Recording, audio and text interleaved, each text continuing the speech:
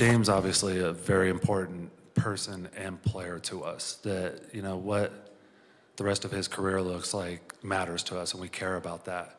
And at the same time, we have to do what's best for us, and we've got to find the right deal and find the right makeup of the team that we're going to build forward with. So you hope that you can find that perfect situation where that lines up and he goes to a place that he wants to and you get the best return possible. Do you have a problem with stars having narrow trade destination lists, AKA just Miami?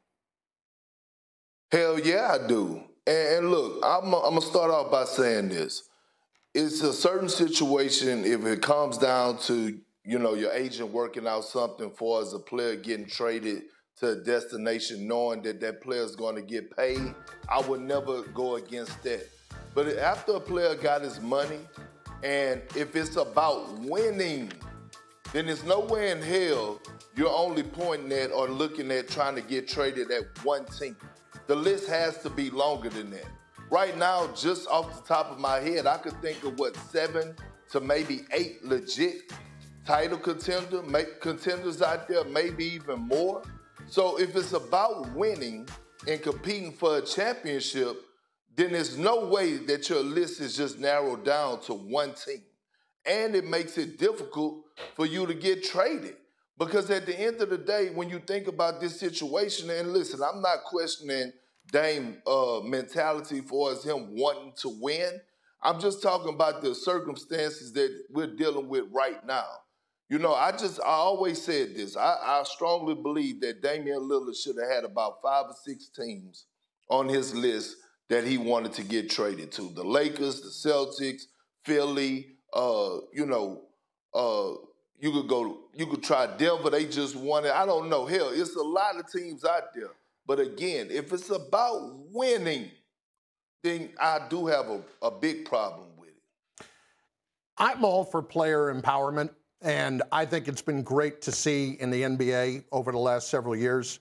That doesn't mean that you don't have both sides living up to a contract. You have already seen the Portland Trail Blazers pay him $230 million, and he's got another $210 on the way thanks to the contracts that they have signed with him. And there is no trade clause in that deal.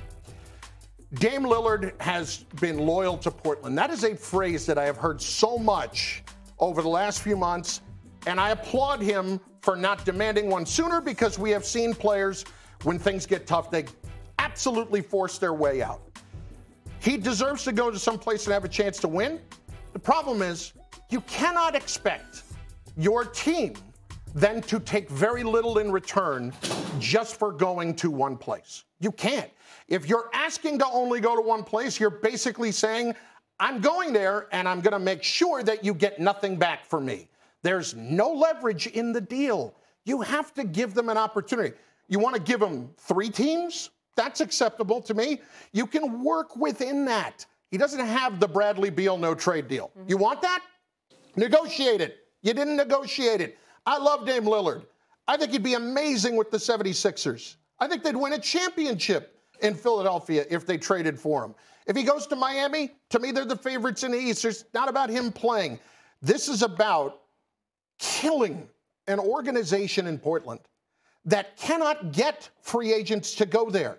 You have been the best player that they have had since Clyde Drexler, basically. What are they supposed to do to hopefully get the next guy? Maybe they draft him. Maybe Scoot Henderson's the next guy. But you can't attract free agents to go there. And so when I have you and you want out, I'll honor that. But you got to let me get enough in return for you. I think both parties here used each other. Damian Lillard and everything that he did, he didn't have to sign that max contract 2 years ago. And Portland shot themselves in the foot when they should have traded it 2 years ago. This is a move. Sign the contract and then go where I want.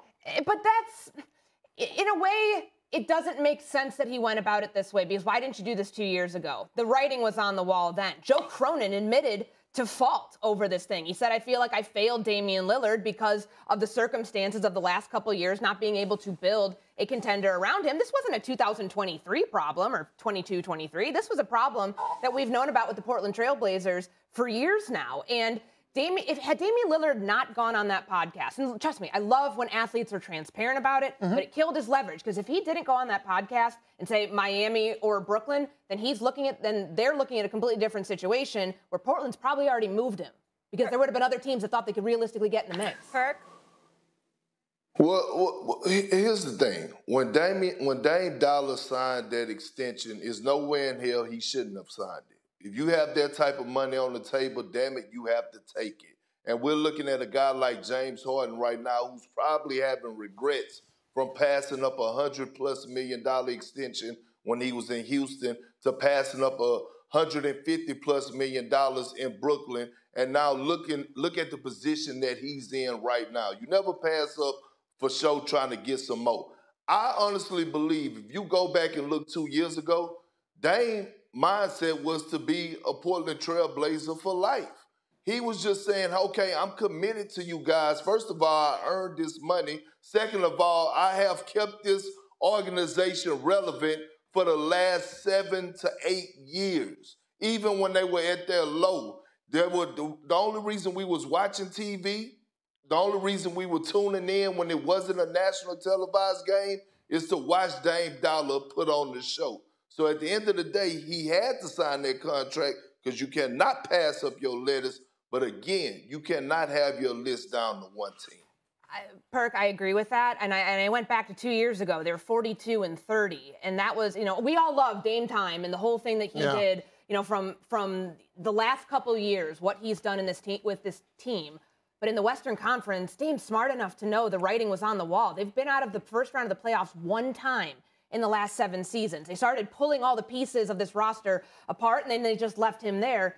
He knew from like years ago that this wasn't going to get better, had to get worse before it gets better, and that's exactly what's happening now, why they had the number 3 pick in the first place. And one last thing here. Right. If you're Joe Cronin, you're going to be the guy that traded Damian Lillard to begin with.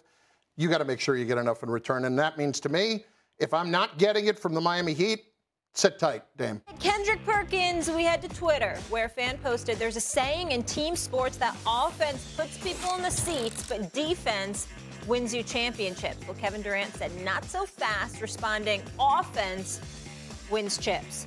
To that you say what, sir? I say KD got cooked by a Twitter dude, right? Somebody on Twitter, he got cooked on the fan. Listen, we all know that defense wins championships. And look, we could go back into history. Majority of the teams that won NBA championships were top 5 defensively in the postseason. They upped their defensive tactics on both ends of the floor. They had defensive prowess on the floor. So at the end of the day, I'm standing on that. Defense does win championships. Real quick, just for full disclosure for our audience, what was your strength? Molly, you know what my strength was. All right, I'm just saying, Kobe Bryant said it best, man. Perk was the best post defender in the league. Okay. I'm just repeating what Kobe said. Yeah, me too. After LeBron announced he's returning to the Lakers at the ESPYs, what you just heard for his 21st season, FanDuel got to work putting out their championship odds for this upcoming season. So the Lakers currently tied with the Golden State Warriors for 6th shortest odds to win the NBA title at plus 1,300. And they made some considerable moves themselves, including trading Jordan Poole for Chris Paul. Chris Paul's a Warrior, folks, in case you forgot. Kendrick, I'm starting with you. Should Golden State be favored over the Lakers? Hell no. Hell no. I don't even know why this is a question. And the last time I checked, we saw what happened this last postseason, what the Lakers did to the Warriors. And guess what? The Lakers got better. They probably had the best offseason. Well, they did have the best offseason for his free agency and doing what they needed to do. Rob Pelinka did his thing. Listen, they was already lacking depth at the big position. Rob Pelinka went out and got Jackson Hayes, basically for the vet minimum, 2.5 a year. Okay, and then you add Gabe Vincent, shooting, a guy that has proven himself to be able to rise to the occasion when the lights are bright.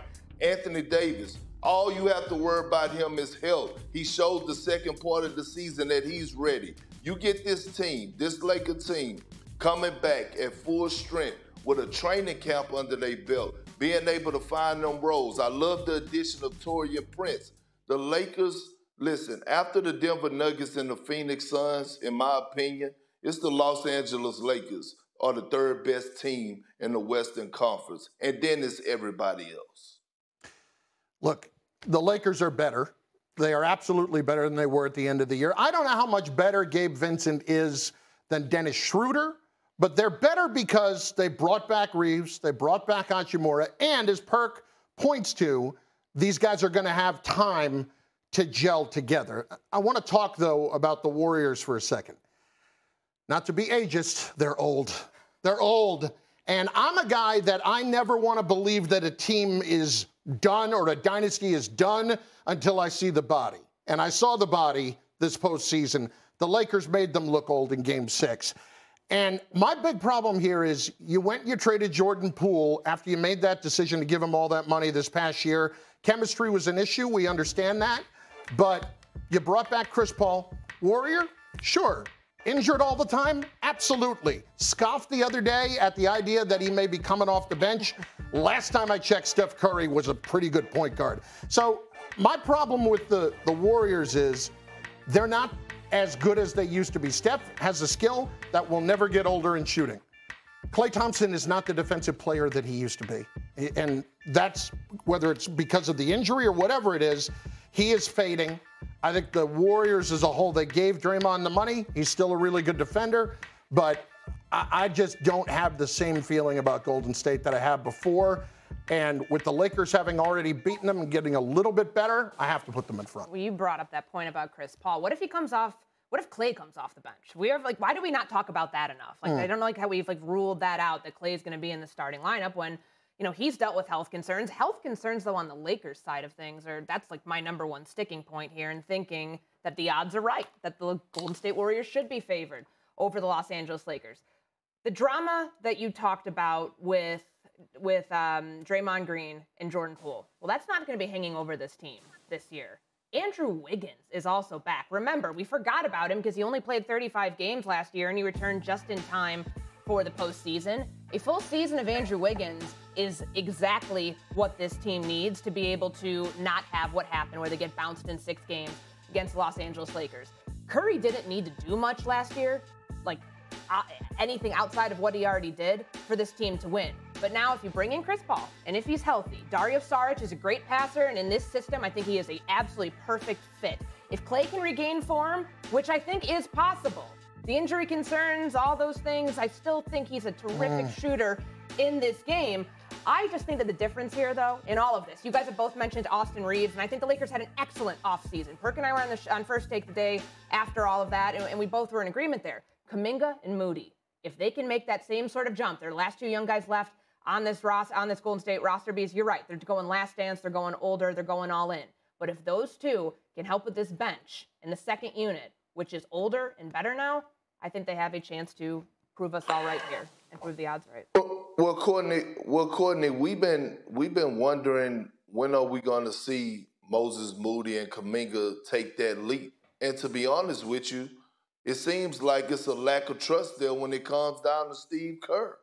I mean, I was begging for Kuminga to get quality minutes to be able to play through his mistakes. And we know that the Warriors, as long as they have Steph Curry, the only thing on their mind is championships. But at some point, you have to be able to be competing for a championship and also build it for the future. And I think if Steve Kerr don't adjust and actually start to trust in those young guys and let them play through their mistakes, I don't know if we're going to see the best out of Kuminga and Moses Moody. Now, I will say this when it comes down to LeBron and Steph Curry. No KD on the Warriors. I like my chances with going LeBron against Steph and the Warriors every single time. A lot of ifs in there. A lot of ifs in there, Courtney. A lot of ifs in what you had to say. A lot of ifs for your Lakers day, too. I understand. The biggest Health is a big one. You're not wrong about that.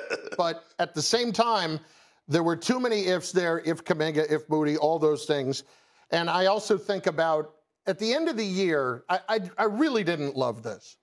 We're talking about all the chemistry issues, okay? All season long. No, not a problem, not a problem, not a problem. End of the year, it's a problem.